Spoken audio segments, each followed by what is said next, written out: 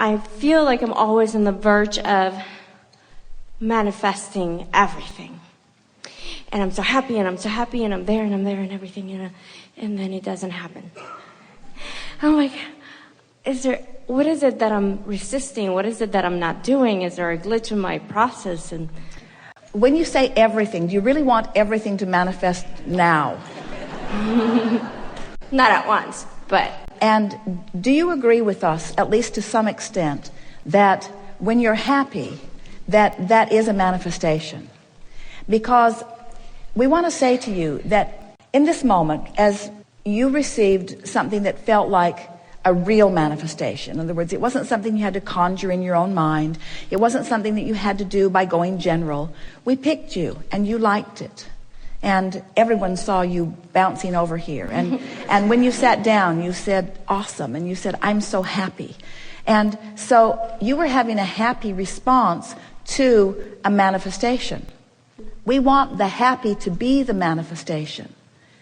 Can you feel the difference? Mm-hmm. So we want to say to you that it is not true and it is not logical that if you are happy and feeling on the verge that things aren't coming.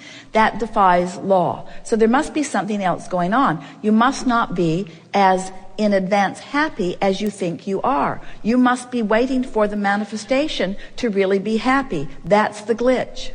You're waiting for the manifestation. You're waiting for something to happen to which you can have a happy response. That's backwards. Get happy, and that happy from inside the vortex then causes the manifestation. You follow?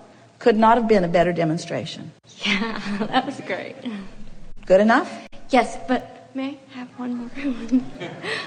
My sister has been wanting to ask you a question about... we'll just leave that for another time. Really. So many people right here. Okay, that's fine. You get that. Yeah. Okay, thank you. Yes, indeed.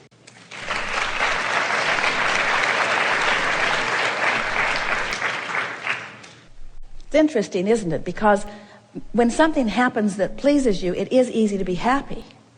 But do you think you can conjure happy before it happens? That's the work. Conjure happy before it happens, and from the vortex, the manifestation will then occur. That's how it happens. So if you can think of the happy as the manifestation, which you have complete control over, don't you? Then you've got it. I'm learning how to direct my thoughts and use my emotions. And how do you use your emotions? Well, I notice where I'm at with relationship to my vortex. And if I'm really out, I'll say, isn't this great? My vortex is calling me, which I got from listening to you. And that actually helps. It shifts my perspective. Yes. And I have developed a shorthand where if I just spontaneously react negatively to something, I'll say to myself, cut out the middleman. And that means let myself be happy right now. Like, don't allow this stuff to... It's very helpful because sometimes I need a shorthand. Good. I'm a writer, artist, and a businesswoman. And I love the idea of turning downstream to do my best work ever. And I feel that power when I turn downstream. It's so exciting. But we hear a lot of stories in our world about people who've written books and done works of art and created businesses only through tremendous toil. And so I'm wondering, how do I reconcile the fact that it does seem like so much that we all appreciate and enjoy, at least I've heard that it came from huge amounts of toil, with the idea that I want to actually relax into my brilliance and, my best self. Well, it is a logical thing that as you're sifting, that in that contrast that it could feel like hard work and toiling. And the fact of it is, this is really the most significant thing that we want to say in response to what you just said. It always works. You just have to decide how much work you need to make it. Okay. Because it's all about your expectation. Okay. Most everybody has been touched enough by the people around you. We can get right back to the beginning of this. When you come into this physical experience, you have this guidance system that is letting you know where you are in relationship to everything that you want. But you're also vividly aware of the people in your life who are giving you feedback. So when you behave in certain ways, they give you feedback. And you, almost all of you, tend to respond to the feedback that you're getting. So without meaning to, they train you away from your guidance, and you allow yourself to be trained away from your guidance, where it becomes increasingly important to you what others think about what you're doing. Right. So in a world that wants behavior from you, it starts with your parents. Your parents want certain things from you because, like our friend just now, they feel good when pleasing things are around them. When something good happens, they are pleased, and so they train you into behavior that is pleasing to them. Almost everyone will do that to you if you will allow it. They will let you know what you could do to make their world better, because everyone is selfishly oriented. And so when you allow yourself to factor in what somebody else wants over and above how you feel about it, it doesn't take long before you have a secondary guidance system that isn't good for you and doesn't work very well, but almost everybody has it, where you begin to perform as someone expects you to. So first it's parents, and then it's peer group, and then it's educators, and then it's society. In other words, as everyone's jockeying for powerful position, because most are forgetting that their powerful position is one of alignment, and that it is easy to get into that powerful position of alignment where you are allowing the cooperative universe to yield to you. So when you are standing in your physical space and observing what's going on around you, we said earlier how interesting and intoxicating and enticing it is, because there is so much texture, there is so much vividness about this physical world in which you are living. And so things that are manifesting are interesting, they are compelling. Where we keep talking about this vortex of creation, and it's a concept, but your vortex, you can't see what's in there, you can't hear what's in there, especially in the early stages of even acknowledging that it exists. It's only a feeling place, it's an emotional place that has the ability, once you resonate long enough with the emotion of it, once you tune yourself to that emotion of that vortex, it will begin to create manifestations that are seeable, hearable, tastable, smellable, touchable. But in the beginning, it's only the feeling of it. So the picture that we would like to give all of you is that if you are willing to set aside for a little while your need to please others and to see their pleasing response, and instead you will trust this process that we're talking about, as you've already discovered, that you can feel your way into this good feeling place. And this is the statement that is so exciting to speak that we want to shout it to you. Your vortex will arrange the manifestations, the pleasing manifestations.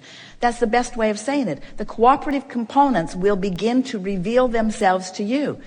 Now, is it because the vortex has the power of revelation? No, it's because in your resonance with the vortex, you have the power of interpretation. You have the power to see it and hear it. So you're in the right place at the right time. You're intuitively moving about. You're rendezvousing with exactly what you need when you need it. And this feeling of worthiness just sweeps over you as you feel the comfortable path of unfolding that you're upon, where everything, each and everything, anything and everything that you need is just presented to you, not all at once, like you think you might want, not all at once, but incrementally, so that you can digest it and devour it and enjoy it. You don't want to eat all your food all at once either. Right. If everybody brought the food for the rest of your life to that buffet today, it would be unpleasant. It's so nice that you're just going to eat what you want today. And that's the way these manifestations are. So what have we just conveyed to you? So you do the vortex work because you care about how you feel, and you make how you feel the manifestation that you're looking for, because you have complete control over that right here and now. And you do it often enough that you find pretty steady, ready resonance with your vortex, and then all of the things that you've put into the vortex, now because of your state of resonance and alignment, begin to reveal themselves to you in the form of manifestation. And people who are watching you say, "What kind of magic pill did you take?" And you say, I discovered what true manifestation is, gave it my undivided attention, and now the cooperative universe is yielding to me in specific detail each and everything that I've ever asked for. That's the way that it works. That's great. I'm experiencing that. Yes. Thank you. Yes, indeed.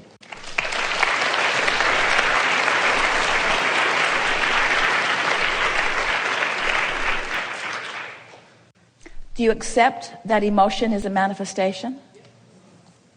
Then you're there. If you've got that and you leave here believing that you can affect the way you feel and you practice it for just a few days, your vortex is going to start delivering big time to you those things that you've been waiting for. Is emotion a manifestation? Just want to keep checking to see if you really get that. And isn't it the manifestation that's at the root of everything you want? And do you believe that you can conjure it without the evidence that supports it? That really is the question here, because you cannot force the evidence to which you would have a good feeling response if you could, but you can't force it because vibrationally it has to line up. But you can find a feeling response. Yes, can you? A woman said, I have arthritis and I'm in pain. How can I feel good when I'm in physical pain? And we said you have to separate your physical experience from your emotional experience. You can have pain and feel hopeful, or you can have pain and feel fearful, and the difference between hope and fear is the difference between recovery or not. So this is what we're talking about. You can have a reality that is less than what you want and feel hopeful, or you can have a reality that's less than what you want and feel fearful or angry. But the difference in those emotions is the difference between being in the vortex and allowing the vortex to kick in to orchestrate the manifestations. You following?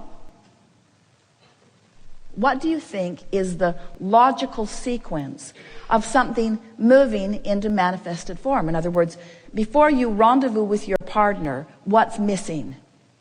If you're looking for a relationship and your partner's out there, clearly your partner was out there, living not too far from where you are.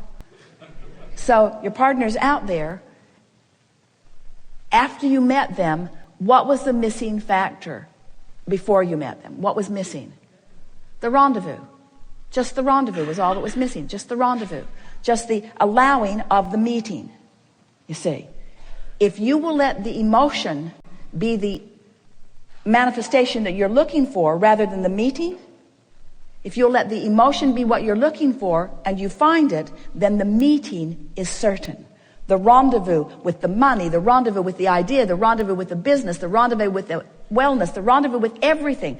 The rendezvous will come once the manifestation of the good feeling emotion has been allowed by you and practiced by you until it is all that is known by you. That's what a true feeling of worthiness is. Yes. It is satisfying to feel the power of your desire and hear the specifics of that which you are about, and to resonate with the fullness of who you are in your vortex, and then express it verbally and vibrationally and feel you get up to speed with the fullness of it. For us, these gatherings are always more emotional than they are verbal, meaning it is always much more of a feeling experience as we feel you little by little come into fuller resonance with who you really are. We want to say to you that we all make way too much of all of this. That you can't get it wrong and you never get it done. And the reason that you never get it wrong is because it's not done. It's never done. It's never done. It's never done. It's never done. There's just more opportunity for you to discover and experience the fullness of who you are. So when you find that emotional place, when you decide that your emotion right here, right now, is the manifestation that you're reaching for and the manifestation that you have control over, and you figure out how to go general if you need to, how to milk the vortex if you want to, when you figure out how to hold yourself increasingly in more and more of those good feeling emotions, and then you consciously acknowledge the manifestations that must come on the heels of them, your personal sense of empowerment will be such that you will begin making statements such as, I never ever want to leave this.